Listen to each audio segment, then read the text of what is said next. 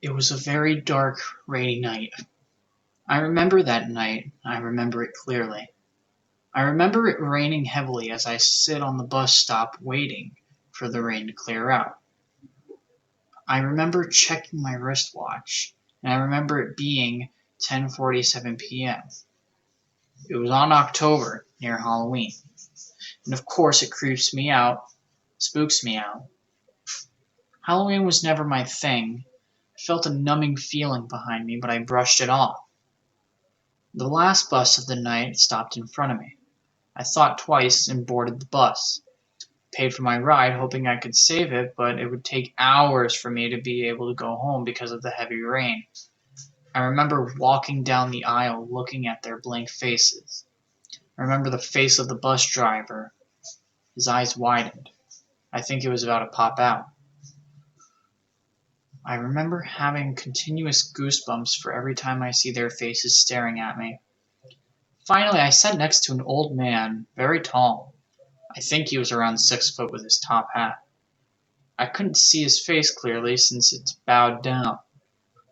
I vividly remember his stench, his whole smell. I remember it being the smell of 1,000 corpses of dead retching animals, like crows.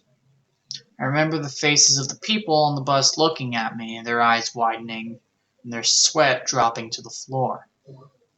They all shook their head and stopped staring as they faced forward. After that, the bus started and it was on its way. I couldn't see the road on the windows because of the rain, fogging up, and of course, it's dark. All I could feel was the continuous goosebumps starting to feel awful. I started scratching my back. I could feel the ragged breath of the old man near my neck, as if it's smelling me like some prey. I brushed it off and looked at the window. Later on, I heard some clicking in my left ear. I wanted to look at it, but my instincts told me no, so I stopped. And a while later, I heard more clicking. I thought of it as the old man using his tongue to make a clicking noise to pass the time. So I closed my eyes and laid my head next to the window. I remember waking up to an ambulance siren driving next to the bus. I checked my watch and I felt dizzy, confused. The watch still says 10:47. It's as if time had stopped. Goosebumps stopped. But the old man is still clicking his tongue.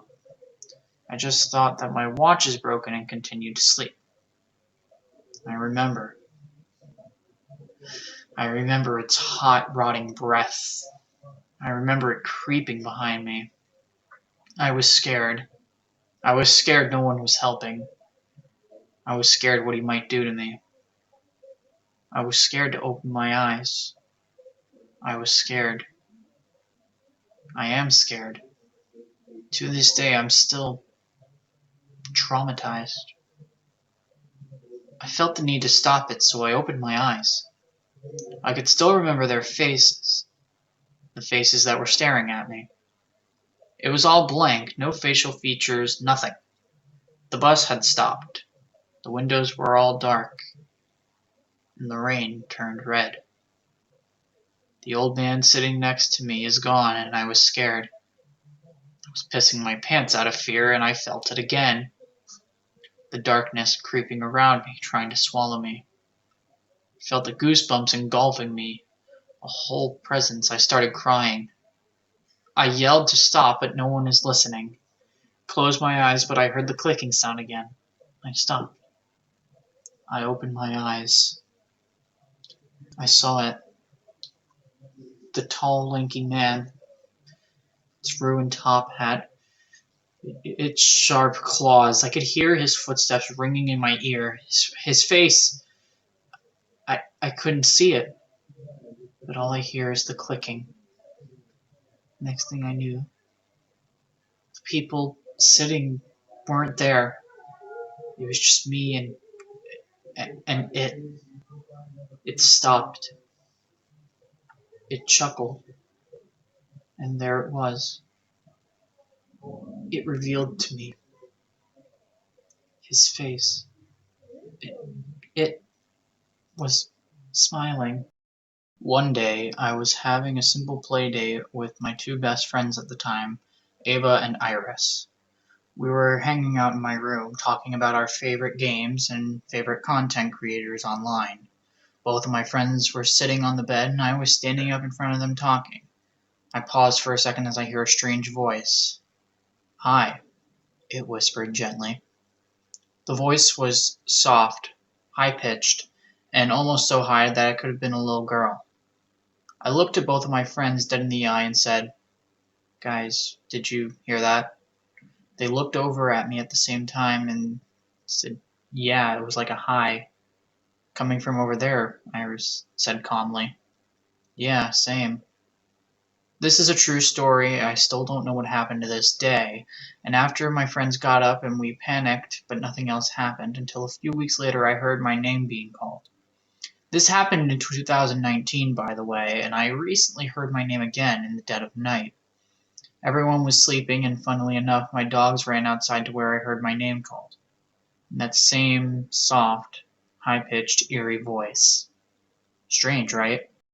This happened in the late 90s when I was about 14. A group of 6 of us had been to a concert and were walking home.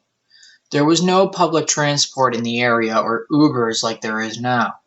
We were just joking around and enjoying walking, and probably had some illegal drinks. There was a huge cemetery on the edge of town which would have taken a long time to skirt around, so we decided to walk through it, across the middle. It was about 1 a.m.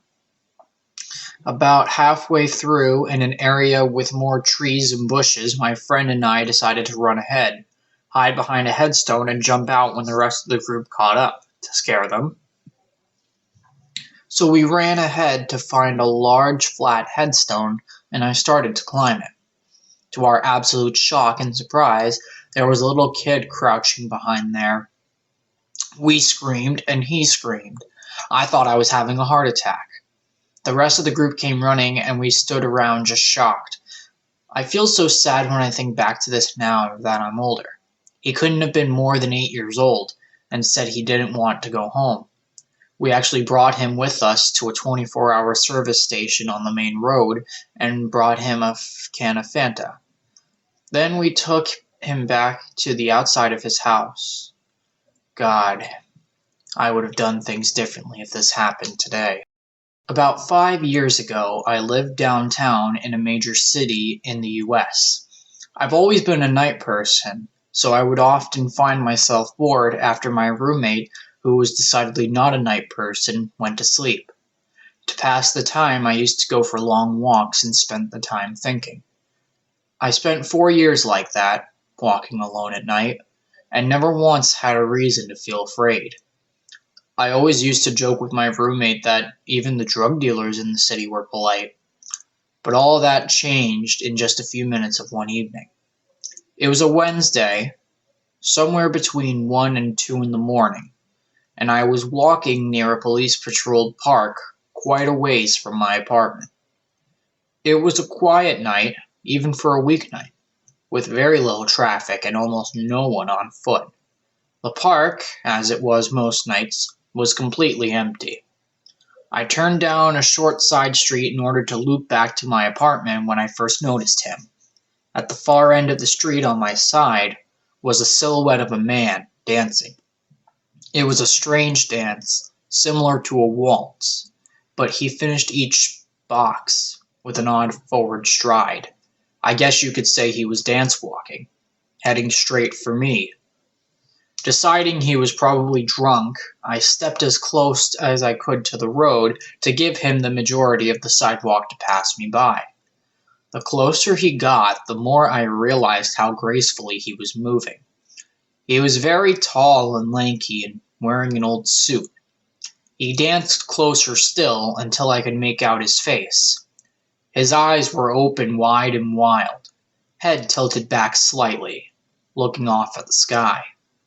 His mouth was formed in a painfully wide cartoon of a smile.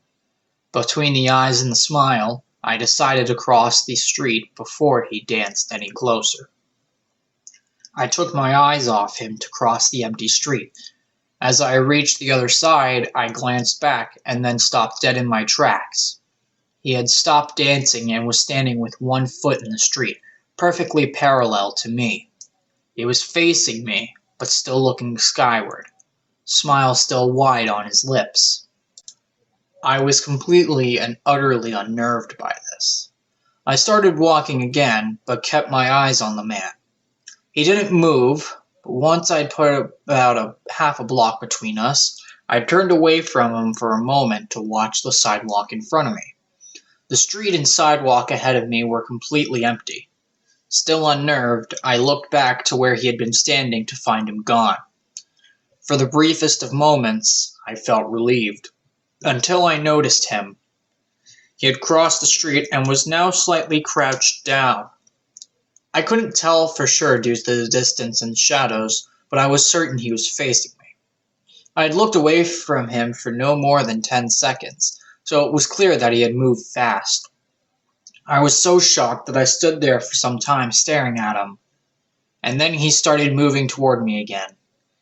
He took giant, exaggerated, tiptoed steps, as if he were a cartoon character sneaking up on someone, except he was moving very, very quickly. I'd like to say at this point I ran away or pulled out my pepper spray or cell phone or anything at all, but I didn't. I just stood there completely frozen as the smiling man crept toward me. And then he stopped again about a car length away from me, still smiling his smile, still looking to the sky. When I finally found my voice, I blurted out the first thing that came to mind.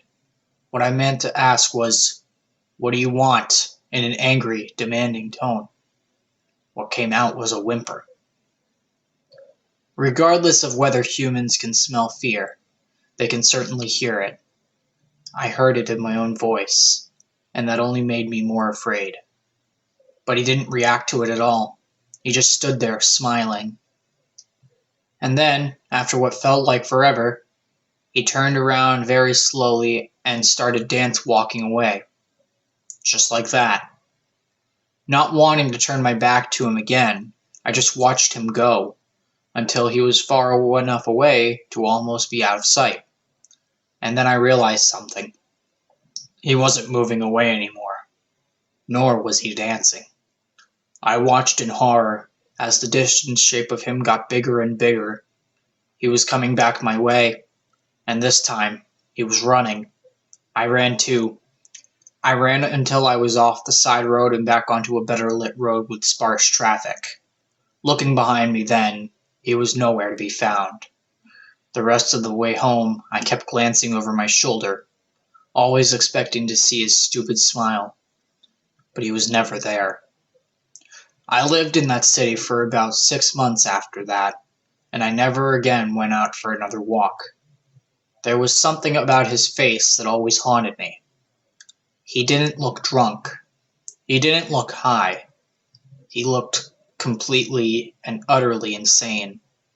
And that's a very, very scary thing to see. Last summer, my family and I took a trip to Vegas. My mom's sisters and I decided to go shopping on the Strip. We are all very aware of our surroundings and understand that this is not home and we need to be very safe as women in a new place, especially in Vegas. At one point, we were on an outdoor escalator when I feel eyes on my back.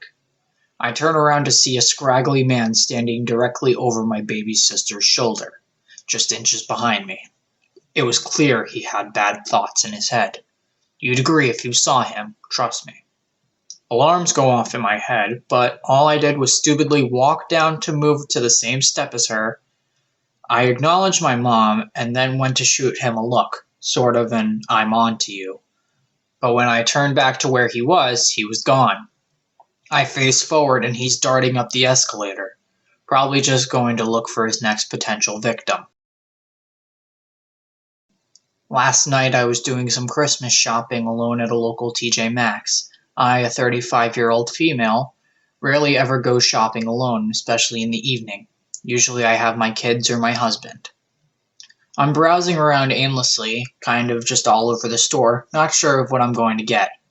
I see this young guy, probably early 20s. skinny with glasses. I didn't think of anything of it, so I went to a different spot and I saw him again. He is in the same aisle picking up stuff to look at and putting it back. No card or anything, but my red flags were not raised yet. Then I see him a third time in a different area, doing the same thing, but now stopping and texting someone. My senses start to perk up a little bit, like, okay, this is weird, but I'm not nervous yet per se. But I am more aware. Then it happens again, and this time I know something is weird. He's following me all over the store and has nothing to buy. So I kind of start zigzagging through the store. And I find a coat I want to try on. At this point I was very wary, but also thinking I'm being ridiculous and paranoid. But I had this strong sense that this was not normal. I went into the dressing room for about 15 minutes hoping I would lose him. I came out and I did not see him for another 20-ish minutes. I was relieved, thinking I was definitely being paranoid and he probably left. I go to the checkout after almost an hour and a half of shopping with a cart full of stuff. I was the only one in line and I get called to cash out. And I turn around and this man is immediately behind me in the checkout. He came out of nowhere and he had one item. A cheap little decoration. At this point I was full on panicking. The cashier could tell I was being weird and very distracted. At the risk of sounding crazy, I almost didn't say anything, but I told her that I think this man is following me. She was extremely empathetic and did not seem very surprised. She was like, I am so sorry. I will have someone walk you to your car. I was so thankful for her kindness. The man checked out with his one item and left the store with an older man who I didn't see before. The older man had nothing that he bought. The parking lot at this store is a huge dark plaza, and I did not want to go outside alone. I just knew it was a bad idea. The cashier asked another employee to walk me out. She was younger than me, but so sweet. I apologized profusely because it was sleeting and cold, and she had no coat on.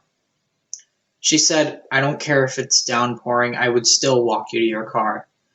It was so sweet. She walked me all the way and even waited until I pulled out and drove away.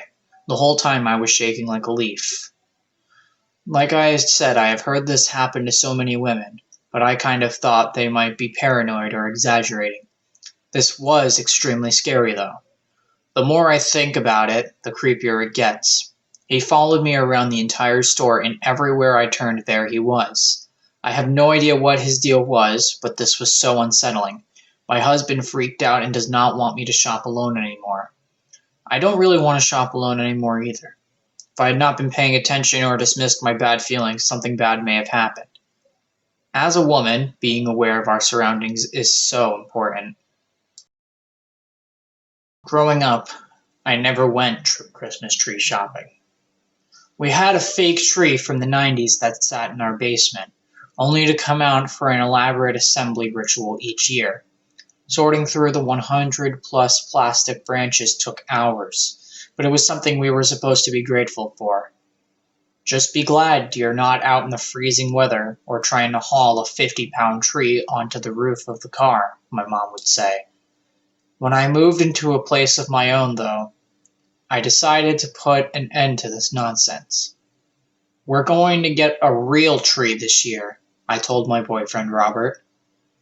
We only had a 600 square foot apartment, but I was determined we'd get a tiny, skinny little thing to rival Charlie Brown's if we had to. So one December evening, we went over to the local farm to choose our tree. I'd never been Christmas tree shopping before, but as soon as we arrived, I knew I'd love it. Pre-cut trees were lined up in rows, each held upright by its own stand, spaced so close on the grass that they formed a dense forest. Edison light bulbs hung overhead, casting a warm golden glow.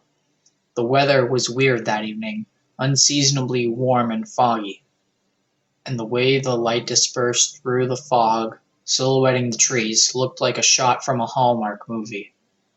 "This is so cool," I whispered to Robert. "Have you really never gotten a real tree before?" "Yep, never." "Hey, what's that?" I asked, pointing to the end of the field. There was a large plastic roll of something, and standing next to it, a man. He looked very fitting here, with his flannel shirt and lumberjack beard.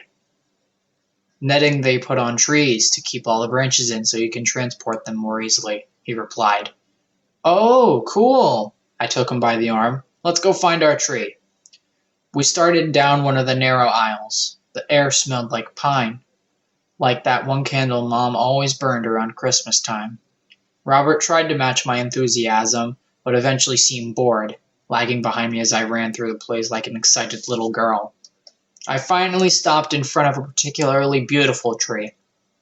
Its branches were thick and lush, and the fragrance of pine was strong, filling my nose. Slowly, I reached out to touch it. The needles were surprisingly soft and pliable under my fingers. Nothing like the shiny plastic ones I'd seen all my life. Robert, come here, I think I found... I stopped. Robert wasn't behind me. Robert? I glanced around, but all I saw were the pine trees. Rows and rows of them, like a thick forest all around me. The light bulbs buzzed above my head, their soft golden glow dispersing in the thick fog. Robert, where are you?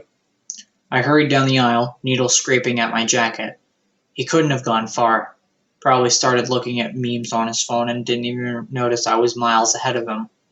Robert! I called again. No answer. I pulled out my phone and shot off a text. Where are you? When no reply came, I sighed angrily and continued towards the rolly-netty things. Maybe he was waiting for me there. But my sense of direction must have been messed up, because when I rounded the corner, there were just more trees. I pulled out my phone to call for him, and then that's when I heard the footsteps. Oh, thank goodness. I whipped around, trying to pinpoint the source, and then I saw it. A flash of motion between the trees. It wasn't Robert. It was the lumberjack guy that I'd seen standing next to the netting. He was in the next aisle over, slowly and methodically walking through the grass, as if looking for something. Maybe I can ask him if he saw Robert. I hurried down the aisle until I was several feet behind him, running parallel. I sucked in a breath and stopped dead. Something was swinging from his hand. Something heavy, glinting gold in the light strung above our heads. An axe. I stood frozen watching him until he turned the corner and disappeared among the trees. Of course he would have an axe. That's how they cut down the trees, right? Never mind that these trees had already been cut down. Maybe he needed to, I don't know, trim them or something. Maybe. A scream echoed out on the other end of the field. My heart plummeted. Instinctively, I lurched forward to run towards the scream to see if it was Robert. Except I couldn't.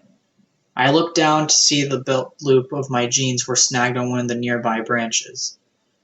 Oh, come on. I quickly reached down and unhooked it from my pants. Then I took off running down the aisle. But the aisle seemed so much narrower than before.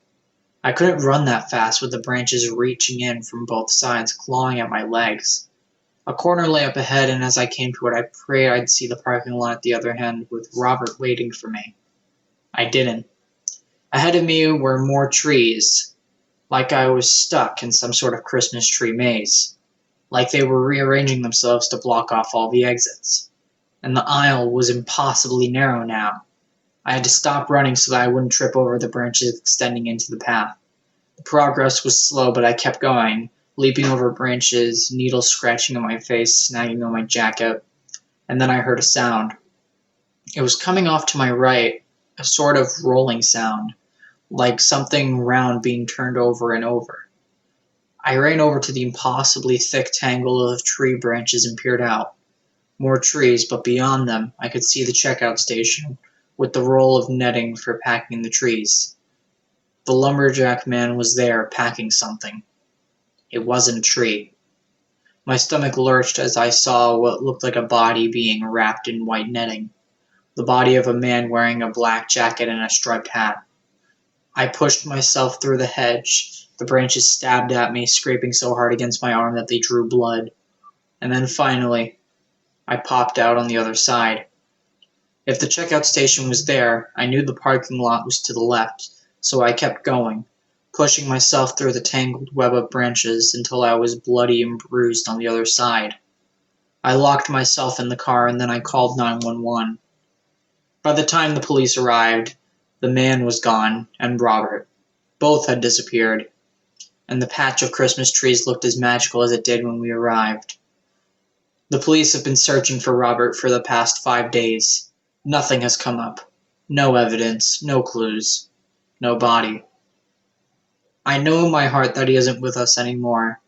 His family is still holding on to hope, but I know what happened to him that day. But sometimes, I wonder if there's a reason we haven't found his body yet. Maybe he was put in that netting for a reason. Maybe that farm doesn't only sell trees. So today has been a particularly slow day at work, and I've been killing time reading these stories. Maybe enough time has passed and I can share mine. I had this friend who was really into the occult. Unfortunately, I was the one who got him turned on to it. We had a mutual appreciation of the paranormal and all things weird, so I thought the subject would interest him. He started going deep into the subject to the point where he wouldn't talk about anything else. He would actually interrupt a conversation and force the subject back to the occult matters. Rude, but sometimes people go through phases where their interest is all they want to talk about. It was mostly forgivable offense. I think I should mention that this particular friend didn't have a very large friend circle. His depression and introverted natures kept him inside a lot. He didn't have the best luck in relationships with women. His world was kind of small, and I did enjoy hanging out with him, so I did my best to be a good friend. I didn't just want to brush him off because he was acting a little weirder than normal. Honestly, for the longest time, he was like a totally normal guy. We'd chat and play games together on the PlayStation. Sometimes we'd go see movies, with my boyfriend accompanying us. We all hung out at the park, we went swimming, and overall had a good time hanging out. Things started to go downhill when he started to smoke DMT. Personally, I think psychedelics are amazing tools that can offer insight into your life, but they should be treated with respect. My friend got to the point where he was making it himself, apparently a pretty easy thing to do after a meager amount of research. And he was smoking it daily, multiple times a day. For those of you who aren't familiar with the substance, when you smoke it, you get transported to a different world, an entirely new plane of existence. Your body and yourself don't exist anymore. You're just exploring this alternate reality dreamscape. My personal experience with it led me to seeing a dragon once in this kaleidoscope of a cornucopia. People see all kinds of different things there. Imagine what that does to a person when they're smoking it 30 times a day. He started telling me things like he was the reincarnated Osiris. He said he was seeing Egyptian hieroglyphs all over the place in waking life. Apparently he had hour-long conversations with entities in his bedroom even when he wasn't smoking DMT. Of course, I was very alarmed to hear all this, and I told him he needed to take a serious break. No drugs at all for a few months so he can find solid footing in reality again. At this point, I was still hanging out with him because he obviously needed some help, and like I said before, he didn't have a lot of friends that could give him that. He was also the black sheep of the family, so I knew he wasn't getting any kind of support from them. He was really close to his sister, and I did reach out to her on Facebook to express my concerns. I pushed her to talk to him into getting some psychiatric help, because he was slipping past the point of no return. I'm not really sure if she took my messages seriously, since we didn't really know each other. Plus, she is at least 6 years younger than us, and possibly didn't grasp how serious the situation was becoming. In any case, I'll jump forward now to the part where things started to get really creepy. My boyfriend had made arrangements to hang out with our friend at the park. I didn't really want to go because I felt like I needed a break from him and his nonsensical ranting. I couldn't deal with it on that particular day. My boyfriend said he wasn't all that bad and we went anyway. We get to the park and he is his usual self, ranting about Egypt and made-up gods that only he knew the truth about, etc. He also had this large hunting knife that he kept fiddling with the whole time while we were on a walk. He told us that he had been using it in ceremonial magic and that he had helped banish negative thoughts. It made me extremely uneasy. He would do this thing where he would take the knife and make stabbing motions near his heart or his head, like he was mock stabbing himself, all while holding a conversation with me or my boyfriend. I think we were both really on edge and didn't know how to say or what to do about it. I tried to distract him from doing it by bringing up other subjects that might interest him, but he kept on with his ritual. Keep in mind, we were walking on a trail, so it wasn't like we could just say goodbye then and there. We had to walk back to our car and drop him off at his car. My boyfriend had the bright idea that we should get some lunch after our walk, even though I was doing my best to give him a look that said, "No, you crazy fuck, why would I want to spend any more time with this nut?" But it might not have been very effective, or my boyfriend was ignoring it. Not sure. Either way, we ended up getting in the car to go get lunch. In the car, as I was driving, my boyfriend was in the passenger seat and our weirdo friend was in the back. As we were headed through a busy part of town where all the shopping and restaurants are, I hear the distinctive sound of a belt buckle becoming undone. Then I hear the worst sound imaginable. I peek out the back corner of my eye and my suspicions were confirmed. This crazy fucker was full-on jacking off in our back seat. I mean, pants all the way down, bare ass on the seat, beating it so hard it was like he wanted to rip it off. Instantly, I felt sick to my stomach, and all the nervous energy I had throughout the day popped into my head. I was trying not to shake and trying to ignore it and drive through heavy traffic. I had to kind of freeze in response, I guess. The whole time I kept thinking about that huge-ass knife he had in his pocket, and obviously he was completely off his rocker now. I was afraid to say anything or confront him because I didn't know how he was going to react. This part is nuts, but my boyfriend didn't seem to notice, and the whole time he kept rambling on about God knows what, I don't know. I couldn't listen because my thoughts were 100% focused on driving and trying to act like I didn't know what was going on in my back seat. We get to the restaurant and my boyfriend runs inside to grab food. I'm left alone in the car with our quote-unquote friend, and I try to act like I'm browsing on my phone, when really I'm watching and listening as hard as I can, but we don't talk.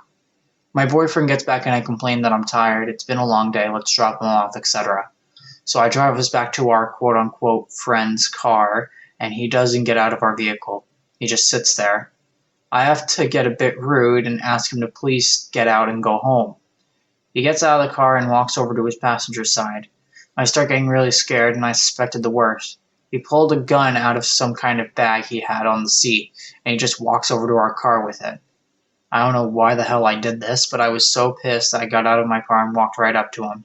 He was maybe 3 feet away and I could see it was a loaded 9mm. I kept asking him over and over, "What are you doing?" because apparently that's all my brain could think to do. I told him to get in his car and go home. He never said anything during this time, just kind of cried and had this wild look in his eye. For whatever reason, he got into his car and drove off. I told my boyfriend obviously we are never hanging out with him again, and I didn't even want to talk to him anymore. No contact, nothing. A few months pass, and he occasionally messages me through the PlayStation or texts my phone. He says a lot of random stuff and I just ignore it. It turns out he moved down to Tennessee near Nashville. I don't know why. He had a roommate and I think their girlfriend lived out there. I'm not really sure about the situation. I think maybe he's turning his life around and getting a fresh start down there. I think it's best to cut all contacts and let him regroup. I'm not interested in any kind of friendship with him, and I know he needed help beyond what I could offer. Again, I reached out to his sister and let her know that he had a gun. She managed to get it from him somehow, but it did little good in the end. I get a call around 11 p.m. one night that wakes me up. It's a man claiming he's a detective down in Gallatin, Tennessee, and my heart skips a beat. I start sweating and immediately ask what happened. Apparently, my former friend stabbed someone to death on Halloween Day. I don't know all the details, and the articles about it are kind of sparse. The whole thing is really surreal, and I'm just feeling like I'm lucky that I didn't get shot last summer. This whole thing turned out way longer than I meant it to be, but that's the story. I'm still feeling creeped out by the whole ordeal, and I'm kind of feeling sick after writing all of this. My grandmother lives alone, just a few streets away from us. Unfortunately, this year, due to COVID, she wasn't able to be around our house like normal. So instead, she rung in the year by herself, watching the TV till around half 12 when she went to bed. About half an hour later, just as she was dozing off, the doorbell rang. She wondered who it could be. All her elderly friends who lived on the same street knew she would be in bed, so it couldn't be them. And she knew it wouldn't be us, and since no one was allowed in anyway due to our country's current lockdown rules, she decided to ignore it. A few moments pass and the bell rings again, but this time they keep their finger on the button. The bell continually ringing, so now she has to get up. She opens the inside door leading to the porch, but not the main door. Simply shouts, "Happy New Year." No reply. So she goes to the front room window, draws back the curtains, and chaps at the window. Two people are standing there, a young boy around 12 holding a torch, and an older woman, presuming the boy's mother. My grandmother waves at them, says hello, but they don't respond. "Is everything all right?" she asks. Again, no response. "Well, you're not coming in, so bye." And with that, she shut the curtains and went to bed. She never slept much after that, and they were gone by morning. Honestly, if that was me, I would have been creeped the hell out, and I probably would have been stupid enough to open the door and let them in. They may have well been harmless visitors wishing a happy new year, but to a complete elderly stranger at 1 a.m. and not to say a word, something is off about it all. This happened back in December of 2018. I worked as a CNA at a place about 40 minutes away from me, and my shift ended at 11 p.m. This night I stopped at a gas station only about 6 minutes away from my house to fill up my tank. While my gas is pumping, a big van pulls and decides to park at the pump in front of me instead of the tons of empty pumps. One man hops out of the passenger side, opens the trunk doors, and starts to head towards me. Now at this gas station, pallets of salt bags were placed in between pumps outside. In my head, I thought he was going towards the pallet due to the crazy snow we were having. Instead, he walks past the pallet and right up to my car. Once he reaches my car, my first instinct told me to pull out my pepper spray and say, "If you take one more step, I'm going to fucking blind you." Not sure why I chose those words. He turns around immediately, shuts the trunk doors, and hops in the passenger seat again. The van peels off, and that was that. Not a super long or crazy story, but still pretty terrifying when it's happening to you. So please, if you work till the late hours of the night, avoid gas stations.